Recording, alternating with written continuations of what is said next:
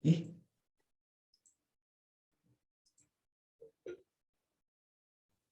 Oke. Selamat pagi, siang, sore, dan malam, Romukun dan teman-teman.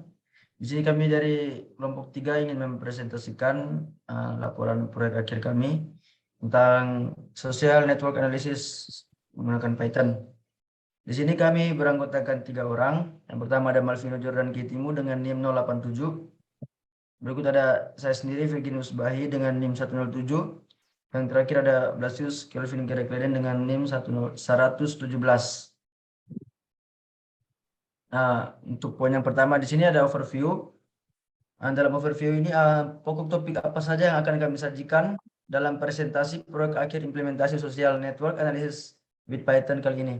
Yang pertama itu, di dalam sini ada beberapa poin. Yang pertama ada network teori.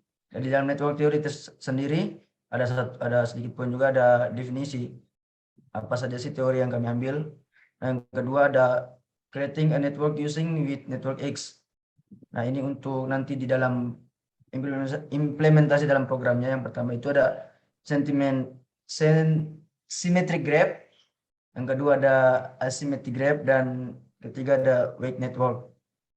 Yang berikut ada network connectivity. Dalam network connectivity ini juga ada 3 poin lagi. Yang pertama degree, clustering coefficient, dan yang terakhir ada distance. Yang keempat ada network influencer.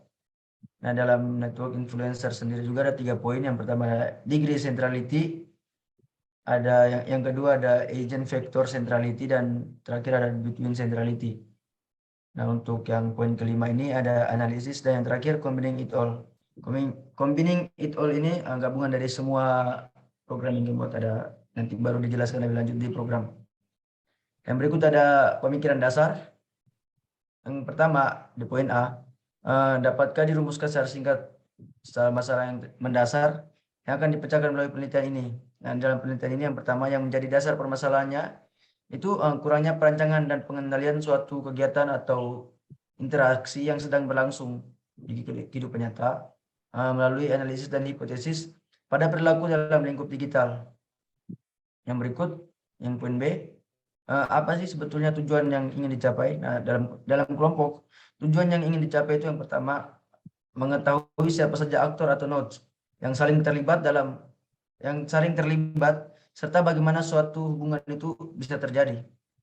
Yang kedua, mampu mengumpulkan serta menganalisa penyebab disfungsional komunitas online. Yang ketiga, untuk mendapatkan informasi serta memudahkan pengguna dalam menjalankan aktivitas. Di poin C, itu ada luaran. Umumnya luaran seperti apa yang ingin dihasilkan dari kelompok. Nah, dalam program yang sudah kelompok buat, luaran atau output yang dihasilkan itu berupa sebuah gambar interaksi dan hubungan yang terjadi antara satu individu dengan individu yang lain, atau dalam organisasi atau lingkungan kerja. Untuk selanjutnya bisa dijelaskan oleh teman saya. Oke, baik. Terima kasih, Firji. Untuk yang selanjutnya itu mungkin lebih penggunaan atau manfaat bagi masyarakat dan perkembangan teknologi. Nah, untuk bagi masyarakatnya sendiri, itu kita dengan SNA ini, kita dapat mengetahui tren dan pola. Nah, terus kedua, kita dapat mencari tahu siapa aja pengaruh sebenarnya. Jadi ketika ada suatu berita, kita nggak mudah terpapar sama yang namanya hoax. Gitu. Jadi kita tahu siapa inti dari suatu isu. Terus melihat hubungan yang terjadi antar individu. Terus kalau untuk manfaat bagi perkembangan teknologi itu memudahkan untuk menganalisis, mengevaluasi serta memonitoring suatu masalah atau isu. Terus meningkatkan kesadaran akan suatu layanan baru, semisal terhubung dengan pelanggan serta mengurangi potensi berita yang dapat merusak kayak gitu. Terus meningkatkan fungsional web dengan mengetahui interaksi link antar web kayak gitu. Terus yang selanjutnya itu ada metodologi. Nah, di metodologi ini kita yang pertama itu ada datanya dari mana seperti apa, itu kita menggunakan dataset yang kita ambil dari dataset social network analysis berdasarkan referensi yang Romo kirim di LMS. Nah, yang kita ambil itu dari data Facebook dengan data filenya itu dengan namenya facebook combined.txt. Terus kami juga itu menambahkan data yang kita namai dengan file football.csv yang diinput manual tetapi tetap berpacu pada updatean berita terbaru kayak gitu. Terus selanjutnya metode yang kami gunakan ini ada Google Colab dan bahasa pemrograman Python. Mengapa kami memilih Google Colab? Karena di Google Colab ini lebih fleksibel. Jadi kami secara berkelompok dapat berkolaborasi, berbagi codingan secara online. Terus juga kami lebih mudah bereksperimen secara bersamaan. Terus juga dari fitur Colab ini kita mudah memahami sih gitu. Terus menggunakan bahasa pemrograman Python karena Python itu dinilai lebih mudah dipelajari dan dipahami. Terus juga dapat menyelesaikan permasalahan. Selanjutnya ringkas, jelas, dan dibandingkan dengan bahasa pemrograman lainnya, bahasa Python lebih mudah kayak gitu. Nah, untuk yang selanjutnya di metodologi ini ada tata cara dan urutan pelaksanaan proyek ini. Itu ada yang pertama itu kita mengidentifikasi masalah. Kita identifikasi masalah apa yang mau kita ambil. Nah, semisal pertemanan dalam sepak bola atau data Facebook kayak gitu. Terus mengumpulkan data. Nah, datanya ini data apa aja? Bisa data primer, data sekunder atau atribut. Atribut ini biasanya penjelasan dari data kedua ini. Nah, data primer itu biasanya data yang kita ambil, data yang kita gunakan dalam penelitian. Biasanya itu berupa data langsung yang kita ambil berdasarkan observasi dari narasumber langsung, kayak gitu. Terus data atribut ini biasanya berupa data yang udah ada guna meningkatkan penelitian sebelumnya. Misalnya nih data-data dari jurnal kayak semisal atau dari web itu berupa tabel, form, grafik dan lain sebagainya. Nah, itu terus dari data itu kita tabulasi data. Tabulasi data itu berupa data tabel tadi. Terus kita proses analisis, kita di antara proses sebelum ke proses analisis itu kita gunakan tools SNA seperti yang dijelasin si Firji tadi, ada network influencer dan sebagainya. Nah, itu. Nah, dari data tersebut setelah kita gunakan tools SNA dapat kita analisis. Nah, setelah analisis kita peroleh hasil dan pembahasan atau diskusi, baru kita bisa menarik yang akhirnya kesimpulan. Itu. Selanjutnya ada teman saya, Kleden, yang akan melanjutkan. Baik, di sini saya akan menjelaskan tentang hasil dan analisis. Nah, yang pertama ada rekap hasil dan diskusi. Di sini untuk hasil dalam proses pengamatan dan proses pembuatan, kami mengambil beberapa contoh, yaitu ada menggunakan relasi antara pemain bola dan data Facebook. Nah, di sini saya akan memberikan sedikit proses untuk mengetahui beberapa relasi antara pemain. Nah, yang pertama itu kami menampilkan data yang telah kami masukkan agar mempermudah dalam mengetahui data apa saja yang ada dan relasi sosialnya, gitu. Lalu kami juga mencari pemain atau seseorang dengan tingkat relasi yang paling tinggi di antara setiap pemain. Lalu kami menentukan node yang menjadi titik pusat yang berperan untuk menghubungkan setiap pemain dengan menggunakan metode network ethnic vector centrality. Kami juga mengambil beberapa sampel untuk mencari rute terpendek dari beberapa pemain. Dalam contoh kali ini nanti bisa dijelaskan di program untuk contohnya. Nah, selanjutnya kami mencari relasi yang terbaik dalam sebuah pertemanan sepak bola. Dalam proses ini kami menggunakan metode network between centrality, yang mana between centrality ini sebagai penghubungnya. Di sini kita bisa lihat gambarnya ini. Untuk menjadi relasi itu saya memilih 3 ya, yaitu ada Ronaldo, Firmino, dan Messi. Kenapa? Karena mereka sebagai penghubung, gitu. Lanjut, scroll ke bawah. Nah, kami mengelompokkan setiap node dan mengambil sampel node yang akan diprioritaskan dalam grup atau kelompok. Nah, jadi ini adalah sebuah gambar yang mana sudah dikelompokkan setiap, lanjut gambarnya tadi, pergi. Nah, ini. Jadi gambar ini sudah bisa dilihat sudah terkelompok gitu pemain-pemainnya. Nah, selain menggunakan data football atau relasi antar pemain, kami kan ini masih dibilang sosial networknya kecil. Nah, kami menggunakan sosial networknya dengan jaringan koneksi yang besar, menggunakan data dari Facebook. Ya, jadi bisa dilihat gambarnya. Scroll ke bawah, pergi. Ke bawah. Ya, terus. Tidak. Tadi. Gambar terakhir.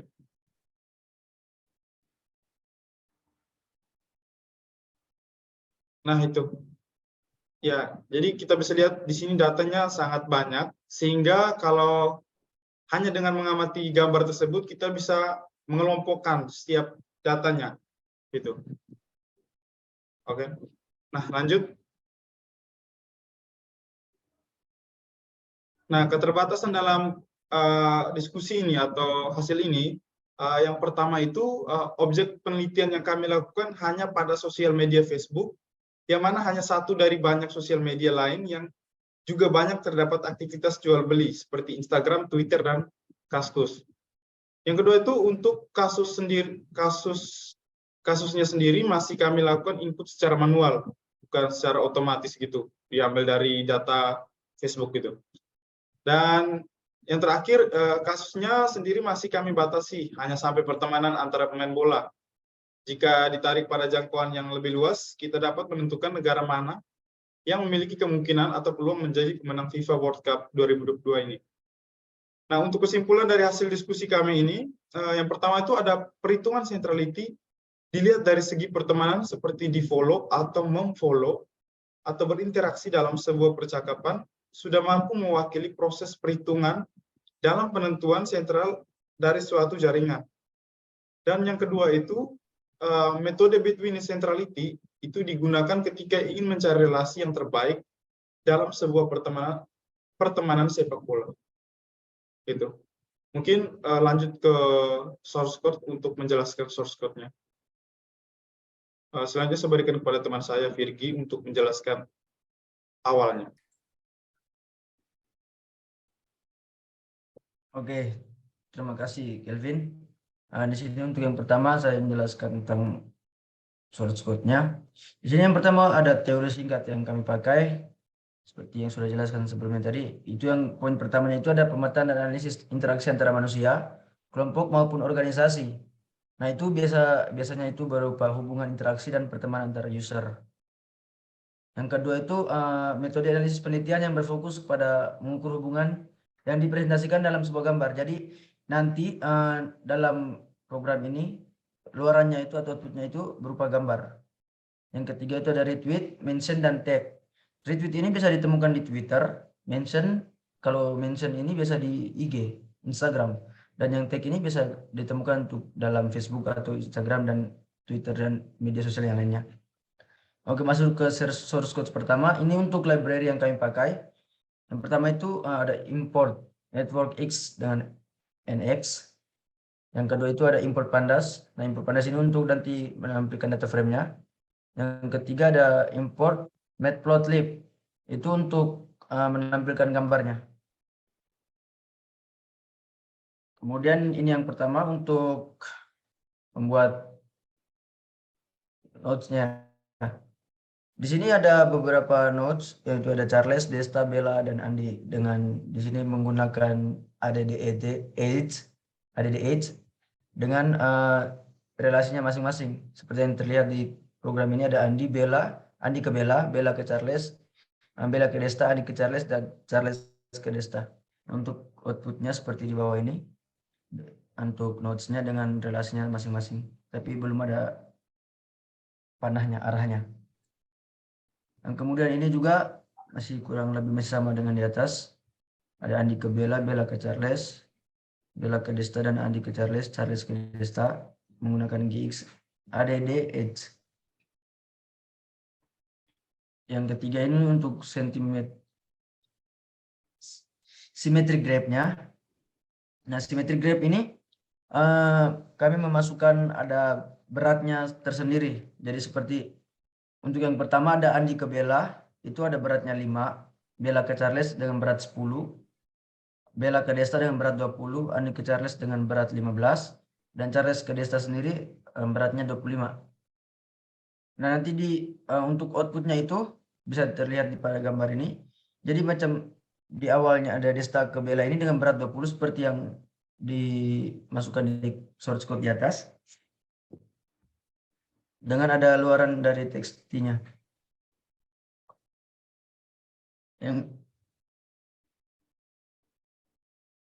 Nah, yang berikut ini untuk info dari G-nya sendiri. Info G ini untuk grab width yang 4 node atau 4 node dengan 5 edge. Jadi nanti keluarannya itu ada 3, itu seperti yang di atas ini. Jadi seperti Charles ini, dia memiliki relasi atau interaksi ke 3 orang. Makanya keluarannya banyak 3. Seperti ada Andi, Bella dengan Desta. Itu relasi dari Charles sendiri. Berikutnya untuk centrality. Nah, untuk centrality ini luarannya itu berupa sebuah nilai ya. Nilai di sini seperti Andi punya 0,6 itu, Bella punya 1,0.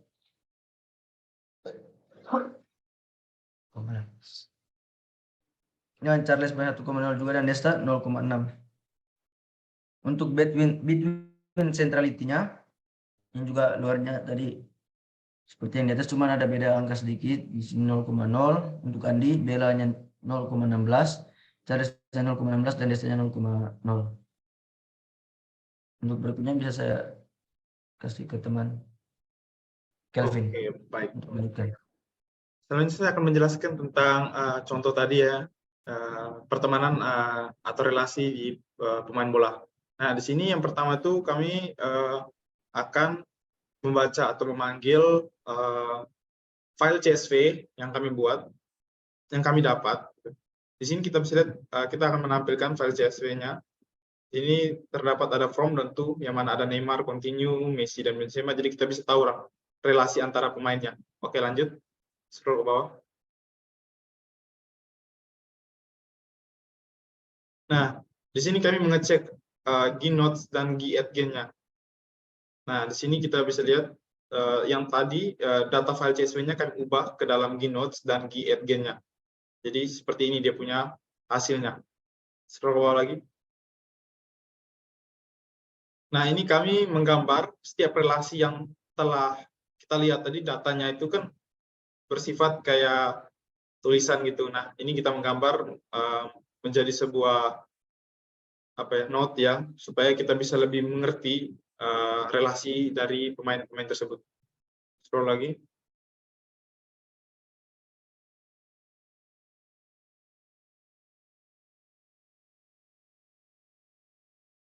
Nah, di sini juga kita membuat sebuah relasi yang lebih jelas agar para pembaca itu bisa melihat ini gambarnya itu agak sedikit lebih dimengerti karena relasinya lebih diperjelas dan diperbesar. Oke, lanjut.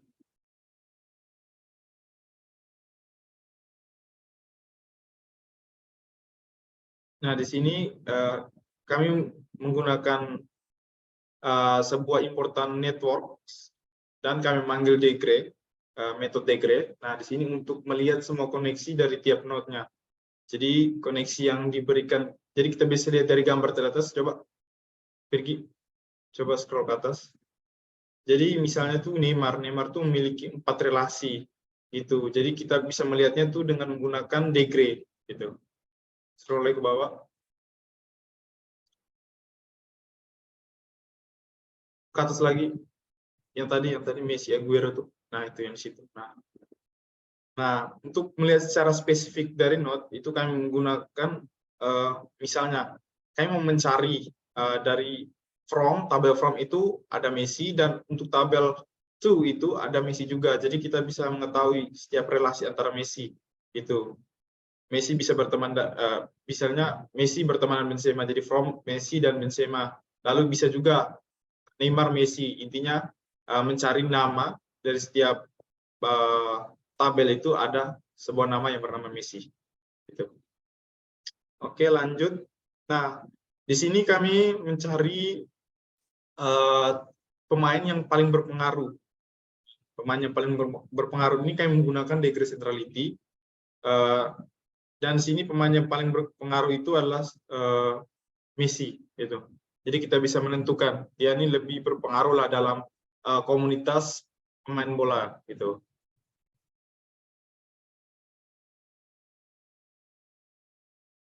Nah, untuk node sentral yang berperannya itu sangat penting, itu kami menggunakan Egnivector centrality.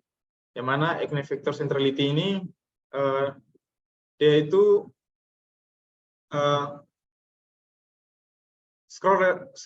skor relatif yang diberikan ke semua node dalam jaringan berdasarkan konsep di gambar tersebut. Jadi kita bisa tahu lah node sentral yang paling berpengaruh. Jadi dia tuh paling besar lah, paling banyak yang berteman dengan dia gitu. Oke, lanjut. Nah, di sini kami membuat sebuah ilustrasi atau membuat sebuah contoh untuk menentukan rute terpendek dari node ke node lain. Di sini kami mengambil dua pemain yaitu Muller dan Ganzo. Nah, di sini kita bisa lihat outputnya itu untuk mencari rute terpendek atau untuk mencari relasi yang terdekat antara Muller dan Ganzo itu bisa dilihat ada Morata, Ronaldo, Werner, Coutinho, dan Neymar. Gitu. Jadi di sini kami menggunakan sorting path untuk mencari rute terpendeknya. Gitu. Lalu untuk base connector itu kami menggunakan between centrality karena between centrality itu berfungsinya untuk ya menghubung begitu. Jadi di sini untuk base centrality yang kita lihat bahwa di sini yang paling tinggi itu adalah Firmino ini dengan Ronaldo dengan skor tertingginya itu 0,41 itu. Scroll ke bawah. Nah, jadi di sini teman-teman bisa lihat gambarnya, scroll lagi ke bawah. Nah, di sini yang paling tertinggi untuk apa tadi? Konektornya tuh itu Firmino karena dia menghubungkan antara Messi dan Ronaldo. Jadi dia tuh memiliki tingkat koneksinya lebih tinggi gitu. Dan dia juga menghubungkan selain Messi dan Ronaldo, dia juga menghubungkan Neymar dan Benzema gitu.